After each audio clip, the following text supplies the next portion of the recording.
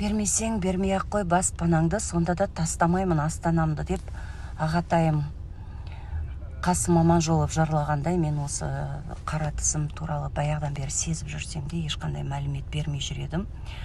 Бірақ жанға бататыны, бұлар мені шақырады, анау астындағылар білмейді ғой деймін, рахмет оларға.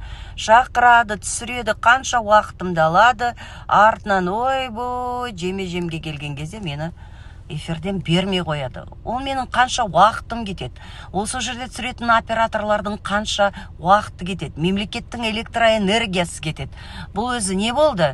Қойыңдаршы қалқамау, зәру емеспін. Түсірмесеңдер, түсірмеңдер. Шақырмасаңдар, шақырмаңдар. Бірақ запомните, вы уйдете с кресла, вас никто не вспомнит.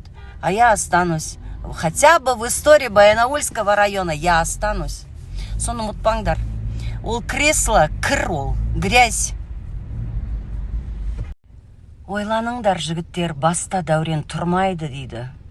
Бүгін теледидардың бастығы болсаң, білмеймін, там культураны басқарып отырсаң, әкім болсаң да, кім болсаң да, барлығы бір күні тақтан түсесің.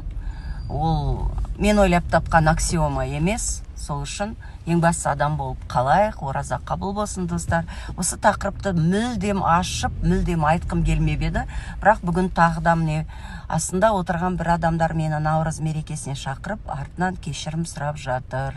Және де басқа айтатын уәж таппай, басқа уақытқа ауыстырылды деп, бірақ менен басқа әріптестерімнен біліп отырмын ғой, дәл сол күні түсірілім болатынын. Сол үшін кім маған жолымды кесіп жатыр? Кім менің жолымды тосып жатыр? Аман болыңыздар, люблю вас.